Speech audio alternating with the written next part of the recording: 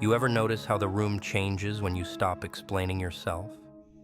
How conversations shift when you stop filling the silence with justifications, apologies, reasons why you are the way you are. They lean forward now. Their voices get quieter. Their questions get more careful.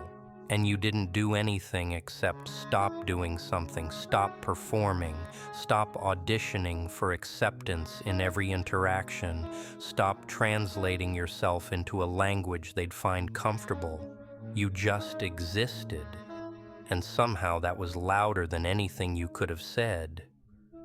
Let me tell you what's happening in those moments. While they're sitting there trying to figure out why you feel different now, why the dynamic shifted, why they can't get a read on you anymore, their brain is working overtime, scanning for the social cues they're trained to find. The eagerness to please, the need for approval, the fear of judgment, and they're coming up empty because you're not broadcasting those frequencies anymore. You've gone quiet on channels they didn't even know they were listening to. See, most people spend their entire lives transmitting, constantly sending signals. I'm safe, I'm friendly, I'm not a threat, please include me, please validate me, please tell me I matter. And there's nothing wrong with connection, with wanting to belong. But when that need becomes your baseline, when every interaction is an audition, your entire energy shifts. You become readable, predictable, manageable. But something changed in you. Maybe it was the betrayal that rewired your trust. Maybe it was the loss that taught you self-sufficiency. Maybe it was the rejection that forced you to find worth within yourself instead of in other people's opinions. Whatever it was, it recalibrated your system, and now you move through the world differently. You're not trying to prove anything anymore, not trying to convince anyone of your value, not trying to win them over or make them comfortable or earn your place in the room. You just show up fully, as you are.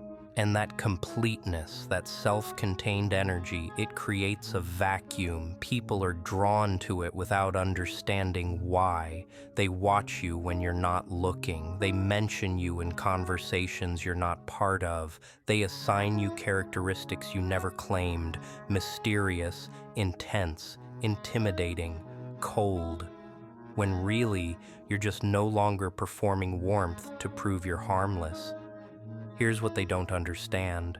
Silence isn't empty. Stillness isn't passive. When you stop filling every gap with words, stop rushing to make others comfortable, stop adjusting yourself to fit their expectations, you create space. And in that space, something more honest can emerge, or nothing at all. And that's fine too, because you learned something most people avoid their whole lives. You learned that you don't dissolve when someone doesn't like you. You don't disappear when someone misunderstands you. You don't need to be everyone's preference to maintain your sense of self. And that knowing, that bone-deep certainty that you'll be okay regardless, it changes everything about how you interact. You stop seeking permission to take up space. Stop apologizing for having boundaries. Stop shrinking to make insecure people feel bigger. And the interesting thing is, you're not doing this to be difficult or to make a statement. You're doing it because you finally understood that their comfort is not your responsibility. Watch what happens when you embrace that truth. Watch how people who are used to controlling the room through emotional manipulation suddenly can't get leverage. They escalate, they push, they test, trying to provoke a reaction, trying to make you prove something, trying to pull you into their game, and you just don't engage, not out of spite, not out of superiority, simply because you've learned to recognize tactics that used to work on you.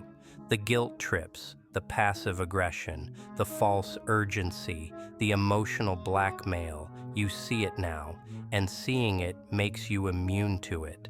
This is what makes them uncomfortable, not that you're mean or cold or hostile, but that you're unmoved. You're not playing defense. You're not explaining yourself. You're not meeting their energy. You're just centered in your own reality, operating from your own values, and they have no idea how to deal with someone who isn't trying to deal with them. They'll call it confidence if they like you, arrogance if they don't. But it's neither. It's just what happens when someone stops outsourcing their self-worth. When you're no longer looking for validation in their eyes, their words, their approval. When you've found something steadier than their fluctuating opinions. You found yourself, the real one, not the persona you constructed to survive, not the version you thought you needed to be, the actual you, raw, unpolished, unapologetic. And that version doesn't need an audience to exist. Think about what that means. Your value isn't up for debate anymore. Your worth isn't determined by consensus. Your right to exist as you are isn't contingent on making everyone comfortable. You've closed the voting booth, the election's over, and you won by default because you stopped running. This is the power they can't touch. The power that doesn't require their recognition to be real. The power that doesn't diminish when they look away, because it was never about them in the first place. It was always about you learning to hold your own hand in the dark, learning to validate your own feelings, learning to trust your own instincts even when the crowd disagreed. You've become self-referential, and in a world that profits from your self-doubt, that's dangerous. Because self-referential people can't be sold insecurity, can't be manipulated through comparison, can't be controlled through the fear of exclusion. They've already survived their worst-case scenario. They've already been alone with themselves and discovered they're actually pretty good company. They've already lost what they thought they couldn't live without and realized they're still breathing. So now what? What leverage exists against someone who's already lost and rebuilt? What threat holds weight for someone who's already walked through fire? What opinion matters to someone who's learned that people's perceptions say more about them than about you? None. And that's what they sense. That's what makes them adjust their tone when you're listening, makes them choose their words more carefully, makes them uncertain about where they stand with you. Because the usual power dynamics aren't applying, the normal social contracts aren't in effect. You're operating from a different framework entirely. And here's the beautiful paradox. The less you try to influence them, the more influence you have. The less you try to impress them, the more impressed they become. The less you need them to see you a certain way, the more they can't stop analyzing how they see you. Your indifference to their judgment becomes the thing they're most obsessed with. Your comfort in your own skin becomes their point of fascination. Your ability to exist without their approval becomes the approval they most desperately want to give. Because humans always want what doesn't need them. And you don't need them. Not in the way they're used to being needed. Not for validation or identity or purpose. Maybe for connection, for genuine relationship, for shared humanity. But not for completion. Not for proof of your worth, not for permission to be yourself. You're already whole, and wholeness in a fragmented world looks like magic, looks like power, looks like something rare and precious and intimidating, when really it's just integration, just someone who's gathered all their scattered pieces and decided to stop abandoning themselves for the comfort of others. This is what your presence now communicates without a single word. This is what your energy says when you walk into a space and claim your right to be there without apology. This is what your silence speaks when you refuse to fill it with explanations. It says, I've been where you can't imagine. I've survived what you can't fathom. I've transformed in ways you can't replicate, and I came out of that crucible knowing something you still don't, that I'm enough, exactly as I am, without your endorsement, without your understanding, without your acceptance. And that truth, that unshakable inner knowing, it rewrites every rule they thought they understood about power, presence, and influence. Because you're not wielding power over them. You're simply refusing to give them power over you. And that refusal, that boundary, that sovereign stance, it's the most powerful statement you could ever make. Not through words, through being, through the quiet certainty of someone who's been tested and emerged stronger, not louder, calmer, not harder, more yourself, not less. Let me tell you what else shifted when you stopped performing. Your relationship with time changed. You stopped rushing, stopped feeling like you had to keep pace with everyone else's urgency, stopped letting other people's timelines dictate your own rhythm. Because when you're no longer trying to prove yourself, there's no deadline on your existence. You move at your own speed now.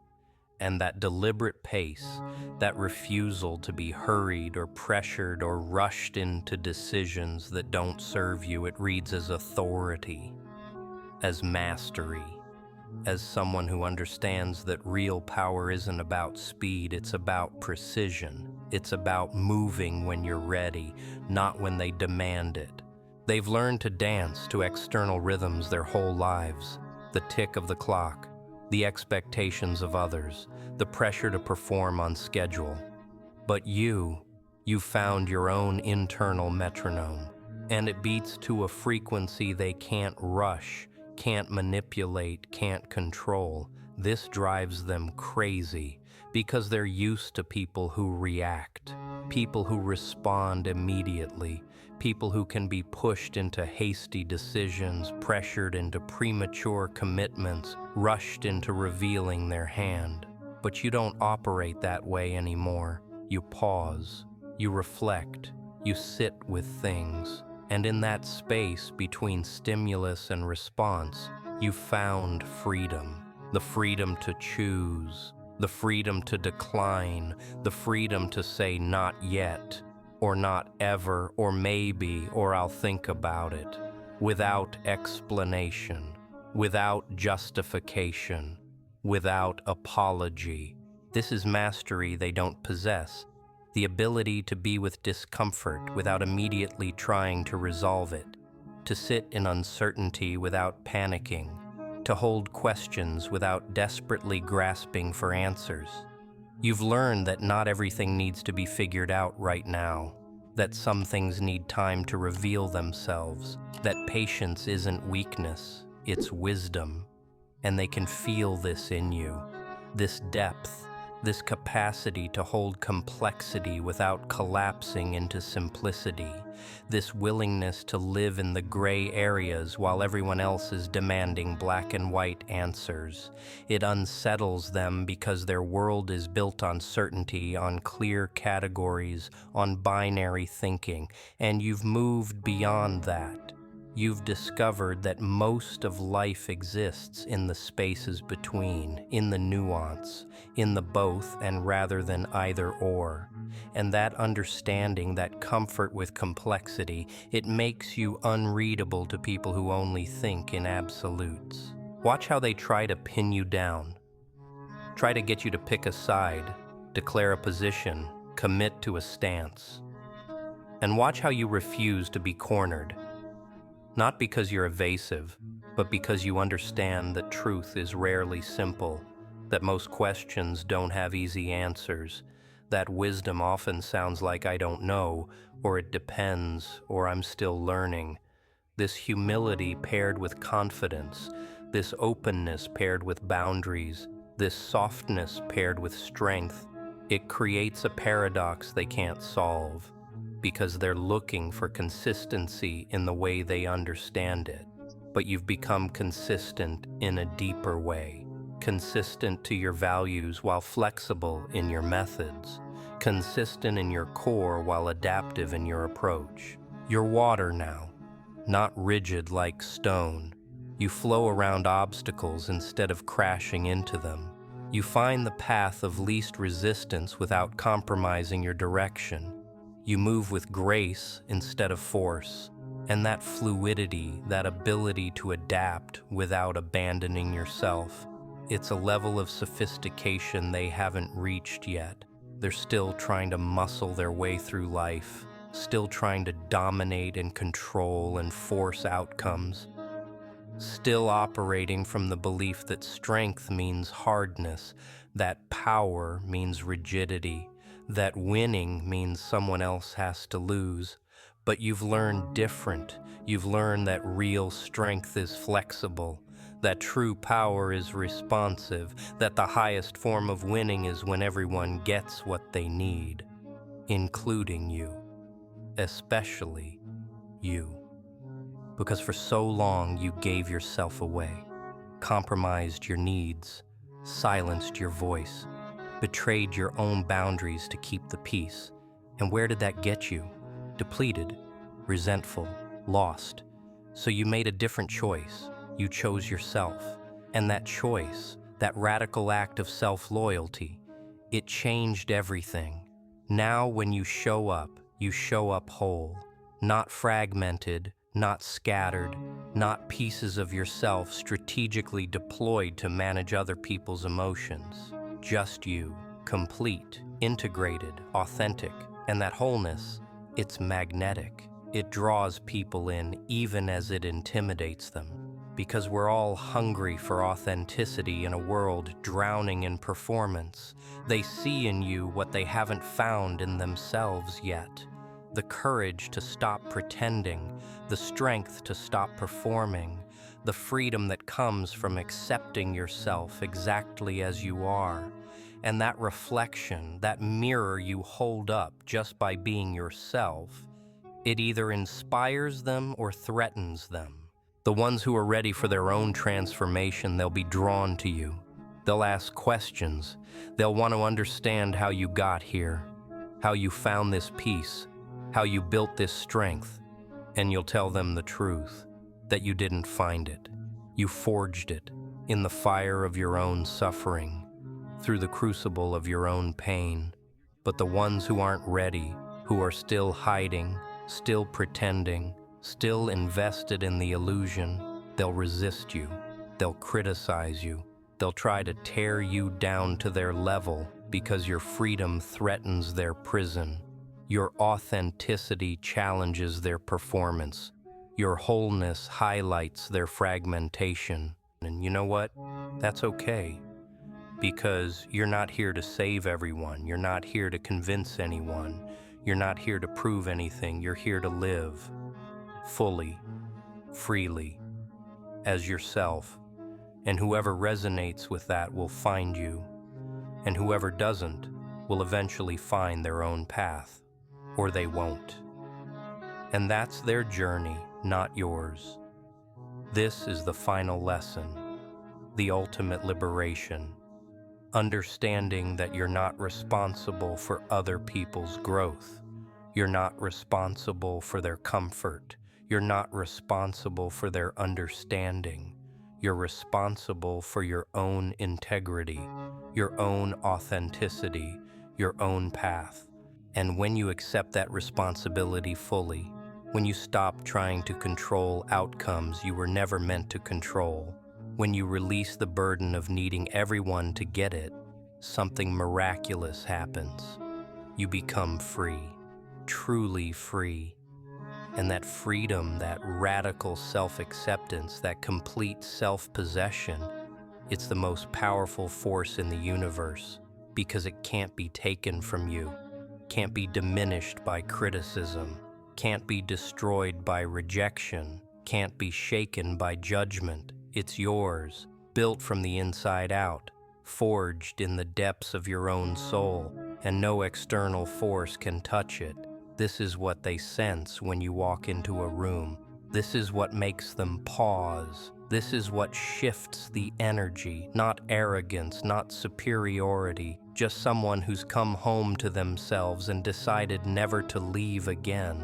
And that homecoming, that return to your own center, that's the revolution, that's the transformation, that's the power they can never understand until they find it in themselves. So let them wonder, let them watch, let them try to figure you out. Because while they're analyzing you, you're living, and living fully, authentically, unapologetically. That's the ultimate power move. Not trying to move on anyone at all,